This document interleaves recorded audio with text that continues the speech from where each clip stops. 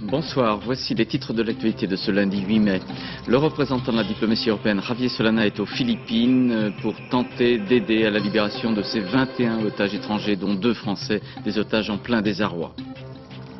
Anniversaire du 8 mai 1945, la victoire des Alliés sur le régime nazi, la découverte dans toute son horreur des camps de concentration. Reportage à Neuengamme, près de Francfort, qui fut un camp de déportés politiques. Le permis de conduire n'est pas le permis de mourir et pourtant aujourd'hui au moins 25 personnes vont trouver la mort sur les routes. Les forces de sécurité sont en état d'alerte. Reportage dans cette édition sur cette criminalité routière ordinaire et sur ses conséquences. Et puis quelle leçon de football faudra-t-il retenir de la finale de la Coupe de France remportée par Nantes sur Calais? Nous verrons la joie des Nantais et la fierté des Calaisiens. Après cette édition, l'événement sur France 2, la 14e nuit des Molières, hommage au théâtre et à celles et ceux qui le font vivre. Nous serons en direct avec Suzanne Flon et Jérôme Savary. Tandis que l'état de santé des otages étrangers retenus par des rebelles musulmans sur une île des Philippines se dégrade, tandis que l'armée du gouvernement de Manille mène parfois des assauts contre les rebelles mettant en danger la vie des otages, les négociations semblent marquer le pas entre ravisseurs et autorités philippines. Javier Solana, représentant l'Europe, vient d'arriver à Manille pour participer aux discussions, mais les otages appellent chaque jour un peu plus vivement à l'aide. Commentaire Anne Poncinet.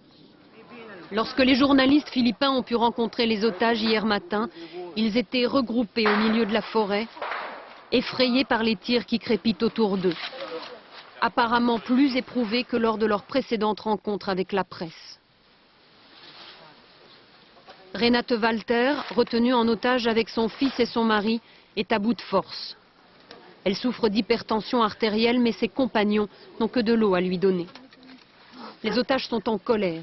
Ils ne comprennent pas pourquoi les combats se poursuivent dans la zone. On est de nouveau attaqué par les militaires. Ce sont les Philippins et c'est la deuxième fois qu'on est attaqué. Vous entendez les tirs là? Je ne sais pas exactement à quelle distance, mais c'est tout près de nous. Les ravisseurs qui ont permis aux journalistes de rencontrer les otages accusent eux aussi l'armée de les attaquer et demandent l'intervention des Nations Unies. Mais selon le commandement militaire, ce sont les rebelles eux-mêmes qui ont ouvert le feu. En fait, depuis le début de la crise, les négociateurs accusent les militaires de saboter leurs efforts et les militaires se méfient des négociateurs qu'ils jugent trop proches des rebelles. Face au blocage de la situation, Manille a dû se résoudre à changer de médiateur. C'est désormais cet homme, Ghazali Ibrahim, un religieux musulman respecté, qui est chargé de trouver une issue à la crise sur l'île de Jolo. Dans le même temps, le président Estrada a lancé une mise en garde aux ravisseurs sur la sauvegarde des otages. Il doit recevoir demain l'émissaire de l'Union européenne, Javier Solana. Pour les négociateurs, la priorité est désormais d'obtenir au plus vite l'évacuation des 2 otages les plus malades, le français Stéphane Loisy et l'allemande Renate Wallert. En Espagne, l'assassinat hier de José Luis López de la Calle, journaliste au quotidien El Mundo par l'organisation séparatiste basque ETA, a provoqué une très large indignation. Des milliers d'Espagnols ont manifesté aujourd'hui et alors que vont se dérouler ce soir les obsèques du journaliste, le chef du gouvernement espagnol, José María Aznar, réclamait des élections anticipées au Pays basque pour que les dirigeants basques, dit-il, choisissent entre démocratie et nationalisme. Commentaire Philippe Rochaud. Juan Carlos et la reine Sophie dans un profond recueillement en hommage aux journalistes assassinés. 3 minutes de silence pour José Luis de la Calle. Le souverain espagnol et son épouse étaient en visite officielle dans le sud du pays, mais malgré cela, ils ont voulu montrer leur indignation face à ce nouveau crime de l'ETA. Et toute l'Espagne a suivi l'exemple. Du Pays basque à l'Andalousie, plusieurs minutes de silence ont été observées en hommage à José Luis de la Calle. C'est la confirmation que nous vivons un danger authentique pour notre démocratie et notre liberté. Le défi à la démocratie fait partie du terrorisme de l'ETA. José Luis de la Calle, 62 ans, correspondant du quotidien El Mundo, était connu pour ses écrits dénonçant les crimes de l'ETA. Il avait même fondé une association contre la violence politique, Hermua. Il se savait menacé, mais c'est la première fois depuis 1978 qu'un journaliste est assassiné au Pays basque. 2 autres l'ont échappé belle au début de l'année. Les médias deviennent ainsi une nouvelle cible pour l'ETA. Mais surtout, cet assassinat est le 4e depuis la rupture d'une trêve décrétée par l'ETA pendant 18 mois, et qui a pris fin en décembre dernier. Ces attentats ont coûté la vie à un colonel, un militant socialiste basque et à son garde du corps. Mais l'assassinat du journaliste d'El Mundo creuse le fossé entre nationalistes basques et opposants à ce nationalisme. Les grandes formations politiques affirment que le parti qui gouverne au Pays basque, le PNV, aurait dû rompre le pacte signé avec les proches de l'ETA. En Sierra Leone, l'ambassade britannique met en œuvre son plan d'évacuation de ses ressortissants ainsi que l'ONU qui demande à ses employés de rallier la capitale. Cet après-midi, dans cette capitale de Sierra Leone, Freetown, une fusillade a fait plusieurs morts devant la résidence du chef du Front révolutionnaire uni. Cette organisation rebelle retient en otage plusieurs centaines de soldats de la force de l'ONU pour la Sierra Leone. Et puis de nouveaux événements violents au Zimbabwe. Un fermier blanc a été tué, battu par des anciens combattants qui réclament la redistribution des terres. 2 ouvriers agricoles noirs ont également été roués de coups, en représailles sans doute par des blancs. Pour commémorer le 55e anniversaire de la victoire des forces alliées sur le Reich allemand, le 8 mai 1945, le président Chirac présidait une cérémonie à l'Arc de Triomphe à Paris ce matin. Le chef de l'État, comme le Premier ministre, comme le ministre de la Défense, arborait un bleuet au revers de la boutonnière. Le bleuet, symbole des vétérans français. Parmi les gerbes déposées, on aura noté celle de la Fédération des harkis et des rapatriés, admise pour la 2e année consécutive à participer à cette cérémonie. Cette date anniversaire oblige chaque année à un devoir de mémoire, devoir entretenu par des femmes ou des hommes qui ont été déportés par les nazis. Ainsi, ce groupe de résistants militants politiques retournés au camp de Neuengamme, c'est près de Hambourg, là où ils ont été internés, là où maintenant il y a une prison qui devrait être transférée à leur demande. Reportage Sébastien Leguet avec Bernie Mériou. Attention à vos têtes, il y a des passages bas. Attention à vos pieds, il y a des obstacles aux pieds aussi. Alors soyez prudents. 60 ans après le retour dans les caves de Neuengamme, c'est toujours une descente aux enfers. Elle renferme les premiers souvenirs du camp. L'attente de l'immatriculation dans le sable et l'eau boueuse. Après le voyage en train, les déportés prennent conscience de ce qui les attend. C'est la concrétisation d'une image qui était vague dans nos têtes, mais nous sommes arrivés dans un camp. Nous sommes arrivés dans un camp avec les chiens, avec les SS, et ce n'est pas un camp de travail, c'est un camp de concentration. En 7 ans, 106 000 hommes et femmes ont été détenus à Neuengamme. 28 nationalités, 11 500 Français, pour la plupart des résistants. On les habille de fripes, recueillis sur les cadavres de civils assassinés en Pologne ou ailleurs. De 5 h du matin à 9 h le soir, ils travaillent. Et plusieurs fois par nuit, les nazis les appellent dans la cour pour les compter. C'est un moment d'attente au froid, sans bouger, immobile.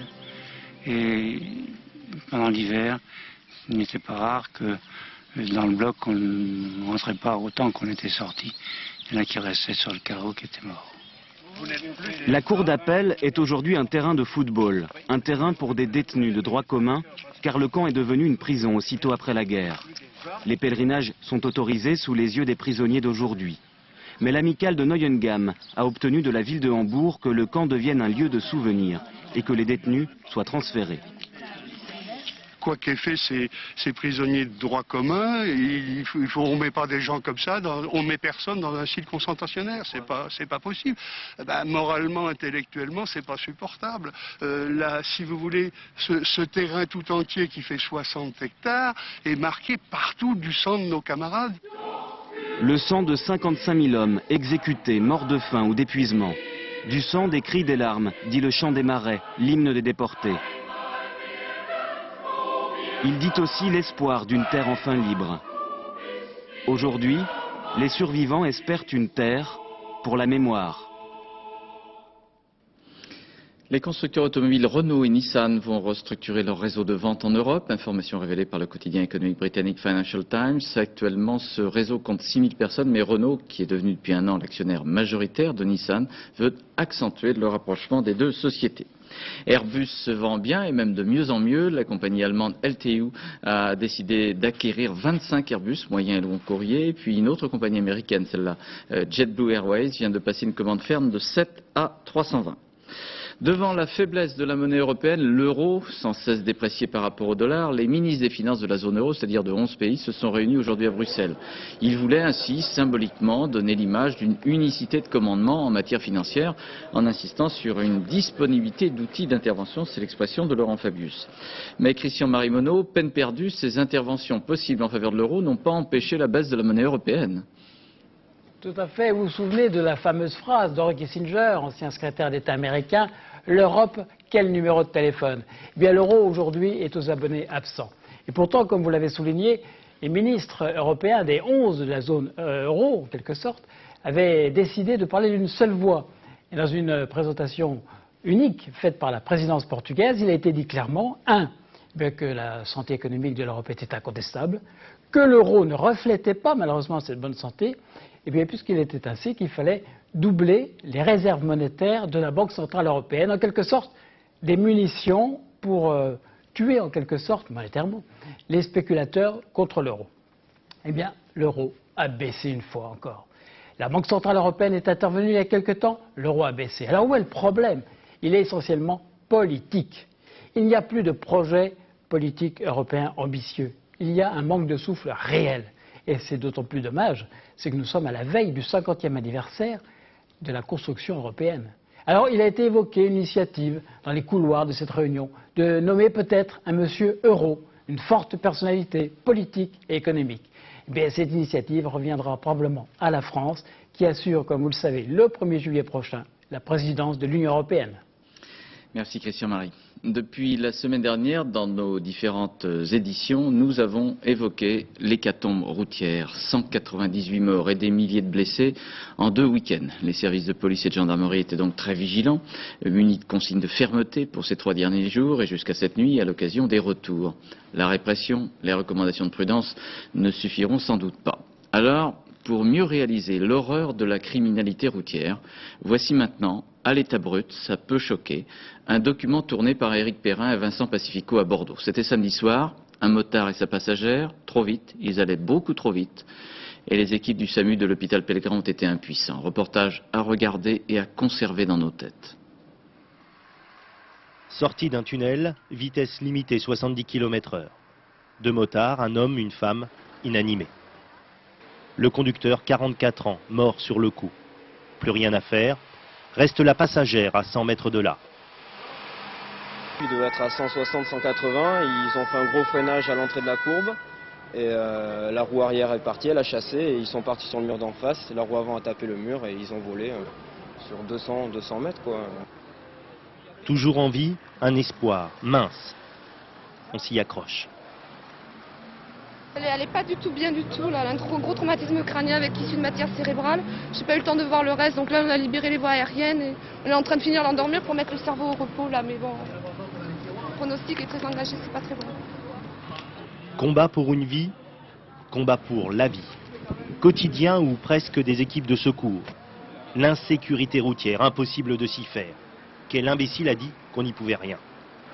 Pour venir sur les lieux d'un accident où j'avais déjà notion d'une gravité plus que certaine malheureusement, j'avais quelqu'un en moto qui me suivait, qui était en train de faire le gymkhana, qui a grillé les feux en même temps que moi. C'est-à-dire que finalement dans mon véhicule j'avais ce sentiment où je me disais mais ça sert à rien finalement, c'est pas possible de prévenir. Je vais sur un accident, il voit un véhicule qui se rend sur... ça ne fait rien, la personne en profite pour justement aller encore plus vite. Allez en masse, va chercher le cardio-pompe, allez en arrêt pour masser, dépêchez-vous. C'est le cardio-pompe, elle est en arrêt, cardio-pompe. Arrêt d'urgence sur le trajet vers l'hôpital. Défaillance cardiaque, tout tenté, encore. La deuxième victime vient de décéder. Elle avait 30 ans.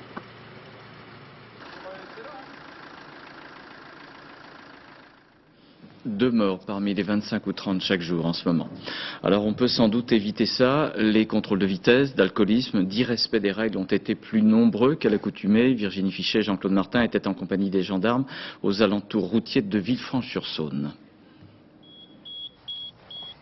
874 interceptions de contrôle, vous avez une BMW Cette série voiture 5. ne sera pas la seule imprudente. Sur l'autoroute A6, l'une des artères les plus fréquentées aujourd'hui, le bouclier répressif a été déployé. L'avertissement se veut sévère. Bonjour monsieur, gendarmerie nationale. Vous venez d'être contrôlé à la vitesse de 171 km/h au lieu de 130. Voilà. Oui, je suis sûr que c'est vous. 3 points en moins, 600 francs d'amende. La sentence est immédiate et sans appel. Je pense que si on me dit que j'étais à 171, c'est que j'y étais. Maintenant, j'ai pas forcément toujours les yeux rivés sur le compteur. Aujourd'hui, il n'y a personne sur l'autoroute, mais on peut pas ne pas être d'accord. Hein. D'accord et échaudé. L'automobiliste a frôlé la sanction ultime pour délit de grande vitesse. Si vous aviez roulé à 179, là on peut retirer votre permis sur le champ. Ah d'accord. Donc vous voyez, à 8 km/h près, vous étiez sous le coup d'une suspension de permis de conduire immédiate. Au même moment, dans les airs, l'œil de la gendarmerie signale le moindre écart. Là, regarde, la blanche là. La blanche à gauche, elle était partie pour faire un dépassement par la droite, tu vois. Car lorsque le trafic se densifie, la vitesse n'est plus la seule à menacer la sécurité des usagers. Les gens qui vont slalomer entre les files de véhicules, qui vont indûment emprunter la bande d'arrêt d'urgence pour dépasser par la droite, qui vont ne pas respecter les distances de sécurité. Des comportements dangereux comme celui de ce véhicule à la limite de la surcharge. Les surcharges chauffent les véhicules, enfin les pneumatiques, et le véhicule n'a plus de tenue de route en raison de la charge, peut basculer et apporter l'accident. Victime d'un instant d'inattention, le conducteur de cette voiture a une belle frayeur. La répression n'évite pas tous les dangers. Voilà, et puis parce que cela ne suffit pas pour ce soir, il y a aussi les témoignages des blessés de la route, handicapés à vie. L'hôpital maritime de Berck, dans le Pas-de-Calais, entre Boulogne-sur-Mer et le Touquet, recueille de grands accidentés de la route. Florent Muller et Madi Gawara sont allés écouter des patients polytraumatisés. Ils parlent de leur accident et puis de ce qu'ils sont devenus. Depuis plus d'un an, cette plage est la seule vue du monde extérieur qui s'offre encore au regard de Thierry. Depuis qu'un accident de voiture l'a conduit ici, à l'hôpital maritime de Berck. Ce soir de janvier 99, un de ses collègues a tenu à prendre le volant malgré son état d'ivresse. Soudain, le portable du conducteur sonne, il décroche et perd le contrôle du véhicule. Quelques semaines après, Thierry se réveille à l'hôpital. J'ai été amputé du pied gauche. Après, j'étais moitié amputé des orteils au pied droit. Et j'ai eu l'humérus qui est sorti du bras avec le choc. Donc ils m'ont mis deux plaques. Thierry a 30 ans. Sa vie ne peut pas s'arrêter là. Le restaurant dans lequel il était serveur lui a promis de lui confier un travail administratif dès sa sortie. Mais pour cela, il doit se battre chaque jour contre son handicap. Depuis quelques mois, il bénéficie de prothèses. Chaque progrès est une victoire. On va voir tout à sa hauteur, quoi, à sa vue. Ça, c'est important, quand même. C'est une dignité retrouvée? Ouais, quand même, ouais. Parce que rester en fauteuil, c'est bien beau, mais bon, rester à vie, j'aurais pas pu supporter. Mais beaucoup n'ont pas encore cette chance. Il y a 16 mois, Pascal est renversé par une voiture qui roulait beaucoup trop vite. Aujourd'hui, il est paralysé du côté gauche et ne parle toujours pas. Sa mère n'en veut pas au chauffard qui a blessé son fils. De son malheur, elle ne tire qu'une leçon. Respecter la vie des autres, parce que c'est très important, ça c'est l'horreur. J'ai vécu une année horrible. Pour communiquer, Pascal a recours à l'écriture. Nous lui avons demandé quel était son rêve aujourd'hui. Je vais vous le déchiffrer. Être en forme pour mon travail. Et c'est toujours ce qu'il a chagriné, lui, c'est son travail. Il parle toujours de son travail. Son travail. Il a peur de perdre son travail. Vous voulez retourner au travail, Pascal? En fonction de chaque cas, il faut essayer de trouver ce qui reste de positif et de valoriser. Et puis essayer d'aider les gens à reformuler des projets. Mais c'est très long et c'est là où on se heurte justement à cette lenteur. Le temps qui s'étire est l'ennemi du moral des patients. Chaque jour est consacré à la rééducation, mais la voie de la guérison est longue. Bon, alors on fait gaffe. Comme un déluge sur Dieppe et ses environs, une vague d'eau et de boue de 2,50 m de haut à Bourdin, en Seine-Maritime, des axes routiers inondés, des orages de grêle également sur Martin-Église, Fécamp, Saint-Valery-en-Caux, pas de blessés heureusement, mais beaucoup de dégâts comme vous pouvez le constater. Il y a eu également de violents orages sur le Calvados, les Yvelines et même l'Est de la France ces dernières 48 heures. Devant le Parlement de Bretagne, à Rennes, un collectif d'artistes et d'intellectuels bretons appelait à un rassemblement cet après-midi sous le slogan « La Bretagne, c'est la vie ». Ils étaient environ 1500 artistes ou militants bretons à ainsi se démarquer des activités présumées de l'armée révolutionnaire bretonne, ARB, activités qui ont provoqué la mort à Quévert le 19 avril dernier d'une jeune femme près d'un McDo. Alors que plusieurs militants bretons viennent d'être écroués, dans la manifestation cet après-midi, d'autres militants anti-violence ne cachaient pas leur malaise. Reportage à Rennes, Olivier Sioux et Frédéric Faure. Le lieu n'a pas été choisi au hasard. Le palais du Parlement, c'est un peu l'incarnation d'une identité bretonne forte et toujours réaffirmée. Un choix symbolique pour un appel solennel. La Bretagne ne saurait être si peu que ce soit regardée comme une terre de violence politique. Face aux figures emblématiques du mouvement culturel, une maigre foule. 2000 personnes à peine, mais toutes encore choquées par l'attentat de Quévert, il y a 3 semaines. Moi je suis breton de souche et je trouve que ce qui s'est passé est très grave. On est en train de se battre pour que la Bretagne soit reconnue pour son identité régionale. Et on est en train de tout foutre en l'air avec des conneries d'actions de petits exaltés. Illustration de ce malaise, les organisateurs avaient refusé la présence de tout emblème, mettez-le en berne, même du drapeau breton. Une consigne difficile à respecter pour certains militants chez qui la mise en cause de l'État jacobin revient en force.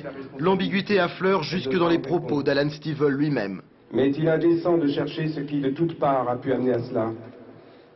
Pour ne pas excuser le poseur de bombes, doit-on excuser des responsabilités plus diffuses? Difficile dans ces conditions pour les rares élus présents de ne pas exprimer une certaine perplexité. Alan Stivell est un démocrate et c'est un humaniste. Il a ses thèses, mais ici, nous sommes ici pour dire non à la violence, oui à la démocratie, au service de la liberté, de l'égalité et de la fraternité. Donc vous n'êtes pas d'accord avec ce qu'a dit Alan Stivell tout à l'heure? Vous êtes d'accord ou vous n'êtes pas d'accord avec lui? Signe de ces tensions dans la mouvance bretonne, même Gand avait appelé à manifester, mais face à l'hostilité ambiante, ses représentants ont préféré rester invisibles. À Villepinte, en Seine-Saint-Denis, un petit garçon âgé de 4 ans a été grièvement blessé hier après-midi par un pitbull. Son état est jugé sérieux après une longue intervention chirurgicale. Le propriétaire du chien a été déféré aujourd'hui au parquet de Bobigny. Le même chien, il y a 1 an, avait déjà blessé une adolescente, mais ensuite il avait été remis à son propriétaire. Sur la piste du virus informatique I Love You, la police des Philippines vient d'arrêter 3 personnes, dont celle-ci, soupçonnée d'avoir lancé ce virus dans le monde. C'est depuis ce quartier de Manille qu'un virus, donc très élaboré, depuis cette maison, depuis que ce virus très élaboré aurait contaminé des millions d'ordinateurs dans le monde, jusqu'aux États-Unis et en Europe. Alors soyons sobres, la finale de la Coupe de France fut un véritable événement hier, un peu partout dans le pays. On attendait Calais, on a vu Calais, chapeau Calais, titraient les journaux aujourd'hui, mais finalement ce fut Nantes qui remporta pour la 2e année consécutive la Coupe. Bravo à Nantes, ont également titré les mêmes journaux. Et donc cet après-midi au stade de la Beaujoire, l'équipe de l'entraîneur Reynald Denouex et du capitaine Michael Landreau était à la fête. Récit Jacques Deveau avec Gabriel Camillat et Julien Richon avec les buts de la finale. Ils ont eu droit à l'ovation du stade de la Beaujoire. Et pour que la fête soit complète, les joueurs ont fait plusieurs tours d'honneur en portant leur trophée. Michael Landreau, le capitaine des Canaries, a encore brandi la coupe, mais cette fois sans la partager avec le capitaine de Calais, comme hier soir au Stade de France. J'ai proposé au capitaine de Calais avec énormément de respect. Je ne l'ai pas pris du tout de haut et c'était pour vraiment donner un point final et vraiment une récompense au parcours qu'ils ont fait qui reste vraiment exceptionnel pour un club amateur de ce niveau-là. Sportivité des joueurs mais également des supporters, nombreux à reconnaître la qualité du jeu des Calaisiens. L'adversaire, c'est bien, c'est un petit poulet, c'est bien pour eux d'être arrivés là, ils ont perdu. Ils auraient pu gagner, ils ont bien apporté le danger, mais merci les gars, ils ont perdu, c'est l'espoir. Mais avant d'arriver à ces moments de bonheur, le chemin fut rude. Et les 6000 supporters nantais massés devant un écran géant ont douté toute une mi-temps. Le but calaisien jetant un froid sur l'assistance.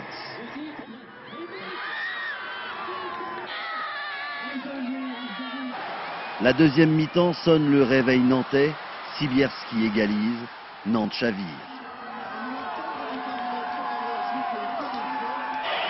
Mais Calais n'est pas à l'agonie et il faudra un pénalty à la fin du temps réglementaire pour que Nantes s'impose. Calais pleure, Nantes vibre. Même si les amateurs ont été très bons, les amateurs de Calais ont été exceptionnellement bons. Mais ce soir, Nantes a pu exciter une très bonne école de formation et qu'on était les meilleurs. Voilà. À Nantes, c'est place Royale que l'on arrose les victoires. Alors, à l'issue du match, tout le monde s'y est retrouvé pour un bain dans la fontaine. Nantes, pas peu fier d'avoir relevé le gant et réussi là où d'autres clubs professionnels ont échoué. Alors maintenant, honneur aux vaincus qui ont par leur seule présence en finale, avec leur statut d'amateur, secoué tout le football français. L'aventure est finie, mais il reste de très très beaux souvenirs. Cet après-midi encore, et dans l'attente des joueurs ce soir, la ville de Calais entretenait sa joie. Reportage Anne Mourgue, Alexandre Cara, Dominique Mas et Valérie Criton. Je suis en train de mettre la banderole pour leur dire merci. On l'avait prise au stade et puis comme si on avait gagné pour nous, alors on la met quand même. À Calais, la fête semble ne jamais finir. 3 mois déjà que l'on célèbre la Coupe de France. Ce soir encore, un nouvel épisode. Malgré la défaite, le retour triomphal des héros. Pour nous, c'est notre Coupe du Monde, quoi. Pour nous, c'est des champions. C'est des gars qu'on peut voir dans la rue, c'est des gars qui travaillent. Et c'est nous qu'on a gagné la finale de la Coupe de France, c'est pas les Nantais. Allez Calais! Allez Calais! La coupe, on l'a là, la coupe! Ça fait 1 heure qu'on est là, on attend impatient de les voir. Pourquoi? Déjà pour voir la tête qu'ils ont. Parce que c'est des champions! Et c'est des champions. Merci Calais! Allez, Calais! Les supporters sont là! Des champions qui tardent à revenir au pays. L'ambiance monte, déjà plusieurs heures de retard. Un premier joueur arrive à pied, discrètement, simplement, le capitaine Réginald Debec. Petite séance d'autographe.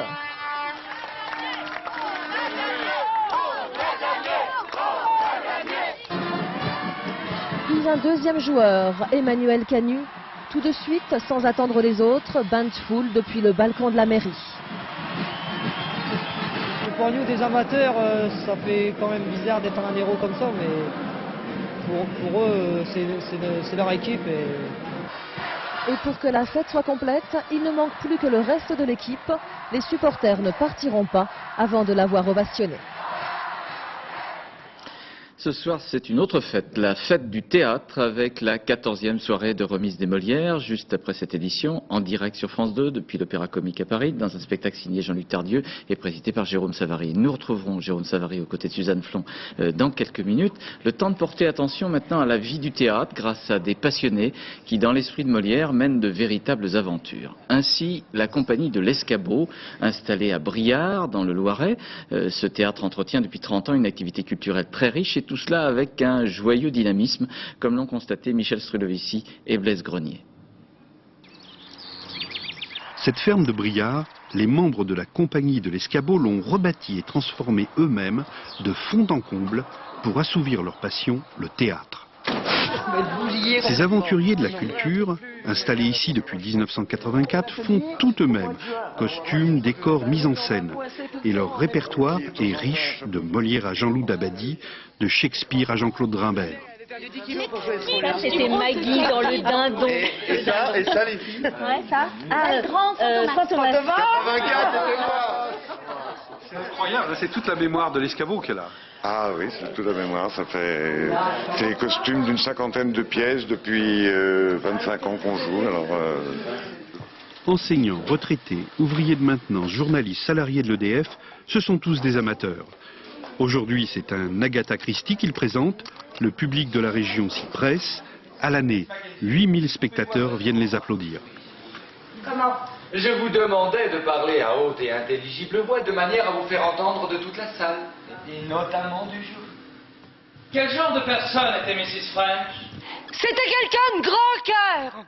Trop grand quelquefois. Un peu tête en l'air aussi. Il y a des jours qui ont pris grève maintenant. Et puis on avait facilement la fête. Et ce talent, ils aiment le partager. 300 élèves suivent leur cours d'art dramatique. Un véritable conservatoire. Briare et sa région n'en sont plus les mêmes. Mais la culture a un prix. Le théâtre en ordre de marche, c'est-à-dire l'entretien des locaux, du matériel, ça nous coûte 300 000 francs. Or, le montant global des subventions, c'est 180 000 francs à peu près. Donc déjà, rien que le théâtre en ordre de marche nous coûte plus cher que les subventions. Et après ça, il y a le montage des spectacles, le paiement des intermittents du spectacle, etc., qui travaillent avec nous. Le reste, c'est par les recettes. L'esprit de Molière et de sa troupe est toujours vivant. Alors pour l'esprit de Molière, on va maintenant rejoindre en direct de l'Opéra Comique Suzanne Flon et Jérôme Savary. Bonsoir, bonsoir Suzanne Flon. Bonsoir. Voilà, on a toujours beaucoup de tendresse à vous retrouver. Voilà, je vous vois, oui, tout à fait. Vous êtes la présidente de l'association professionnelle et artistique du théâtre qui organise cette soirée. Vous avez eu 2 Molières, je crois en 87 et 95. Vous êtes nominée pour la menthe anglaise. C'est dire que vous trustez pratiquement toutes les récompenses, non? Bon, j'espère bien que j'aurai pas cette fois. J'en ai assez, 2, ça suffit. Ah bon? Vous en voulez pas pour ce soir? Non. Alors, qu'est-ce que ça apporte, d'après vous, à un comédien, la reconnaissance des Molières? Ben, ça fait plaisir. Ça fait plaisir. Ben, ça peut pas faire de mal, en tout cas. Ouais. Vous pensez que lorsque l'on est comédien, on a besoin d'une forme de reconnaissance, comme ça, d'un jury? Non, on n'a pas vraiment besoin, mais c'est agréable quand ça vient de nos pairs. Mais le public aussi est important.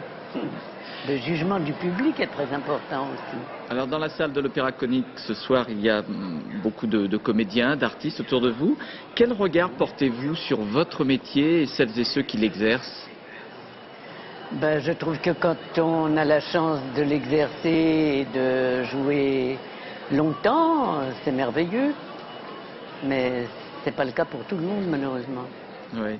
Est-ce que vous avez une définition simple pour une bonne recette de théâtre? Est-ce que c'est une bonne pièce, un bon rôle, tout simplement? Il n'y en a pas. Il n'y en a pas. Il n'y a pas de recette. Non, je vous le dis tout de suite, il n'y a pas de recette. S'il y en avait une, ça se saurait. Mais il faut un bon texte, de bons comédiens? Ah oui, d'abord. D'abord. D'abord une pièce, un bon texte, de beaux rôles, de bons comédiens, un bon metteur en scène, un bon théâtre et le public qui vient. Ça paraît tout simple à vous écouter. Ça paraît tout simple, mais ça ne l'est pas. Et ça ne l'est pas. À vos côtés, je crois qu'il y a Jérôme Savary. Oui. Voilà. Jérôme Savary, c'est vous qui présidez cette soirée. Est-ce que c'est une soirée où on va enfin avoir l'impression que théâtre subventionné, théâtre public et théâtre privé sont ensemble réellement? Je l'espère. Vous savez, on fait le même métier. Hein.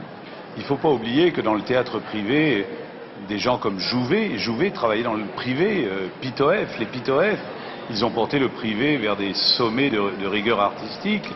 Et puis une comédienne comme Suzanne Flon passe du privé au public.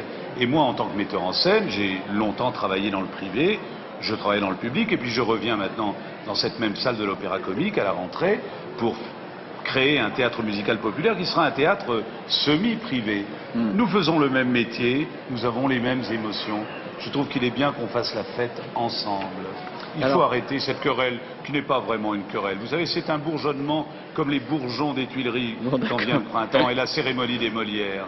Parce que dans le fond, les gens de notre métier savent très bien qu'il n'y a aucune différence entre les uns et les autres. Nous avons la même passion, nous faisons le même métier, nous avons les mêmes angoisses et nous pratiquons le même art, qui est peut-être le dernier art véritablement vivant au moment où l'informatique, le numérique, les images virtuelles envahissent tous les autres arts. Le théâtre, avec ce rideau qui tombe, hein, et quand il tombe, on laisse rien derrière, est un art extraordinaire. Jérôme Savary, juste il y a une petite note qui est moins optimiste, c'est la critique que vous adresse Ariane Mouchkine ce soir dans le journal Le Monde, et qui critique le système de vote des Molières. Qu'est-ce que vous lui répondez? Est-ce que vous avez l'impression justement que vous faites le même métier qu'elle? Ah mais attendez, d'abord je n'ai pas lu Le Monde et deuxièmement je ne fais pas partie du comité d'organisation des Molières. Vous savez, j'ai été nominé de nombreuses fois et chaque fois ça m'est passé sous le nez. Et je me souviens d'un jour, ma fille était à côté aussi charmante que Suzanne et elle s'est mise à pleurer parce que quelqu'un que j'ignorais totalement avait eu le Molière à ma place. Je n'en sais rien, je ne suis pas organisateur des Molières, mais je pense que c'est démocratique. Je pense d'ailleurs que peut-être, si ce soir j'ai un Molière pour la Péricole, ce que je l'espère, on commencera à dire que ça n'est pas démocratique. Alors que depuis 10 ans, ça me passe sous le nez. Non, je crois franchement qu'il faut arrêter ces querelles. Il est bon que les gens qui font le même métier se réunissent ensemble et travaillent ensemble. Je ne suis pas d'accord avec Mouchkine. D'ailleurs, elle est nommée. Oui. Elle est nommée, Mouchkine. Elle est nommée. Elle est nommée. Alors Suzanne Très Flon, contente d'avoir son Molière. Suzanne Flon et Jérôme Savary, il paraît que vous allez chanter ensemble, est-ce vrai? Non, on va rendre hommage à Charles Trenet Trenet. et Suzanne va dire le texte de l'âme des poètes, qu'il faut chanter aux poètes quand ils sont encore vivants. C'est ce que je disais à Charles Trenet dans Il y a de la joie, mon spectacle sur lui. Il venait nous voir et je lui disais, Charles, il faut chanter l'âme des poètes quand vous êtes encore vivant. Ça leur fait beaucoup plus plaisir que quand ils sont morts. Et croyez-moi, Charles, il est bien vivant parce qu'il a demandé un cassoulet, ce qui prouve que simplement il sera probablement pas là ce soir parce que il en est probablement à son 3e ou 4e cassoulet. Et Suzanne, je pense, va faire pleurer et chanter la salle. Je te salue, Charles. Je te salue, mon beau, mon magnifique Charles. Bon, bah ça commence bien. On sera très heureux de vous retrouver. Tu vas voir, Suzanne. Oui, en pleine forme. On sera très heureux de vous retrouver grâce à Rémi Grimbach qui va réaliser cette 14e cérémonie des Molières en direct sur France 2 dans quelques instants. Oui, oui, très très bon. Merci beaucoup, à tout à l'heure. Voilà, nous arrivons à la fin de cette édition. Je vous rappelle 2 actualités que nous avons évoquées aujourd'hui. Le représentant de la diplomatie européenne, Javier Solana, qui est aux Philippines, qui vient d'arriver aux Philippines pour aider à la libération des 21 otages étrangers, dont 2 Français, des otages actuellement en plein désarroi. Et puis, attention au retour sur les routes. Depuis 3 jours, un dispositif de surveillance et de répression est en place pour éviter les hécatombes des 2 derniers week-ends. Je vous rappelle, près de 200 morts en 2 week-ends.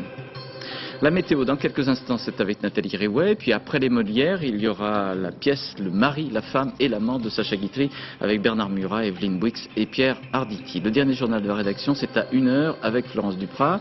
Demain à 7h50 dans les 4 vérités, Gérard Morin recevra Pierre Moscovici, le ministre des Affaires européennes. Et puis à 13h, vous trouverez ici même Carole Gessler. À demain 20h pour une édition où je recevrai ici Alain Juppé et Luc Besson, le président du jury du Festival de Cannes. Bonsoir, merci.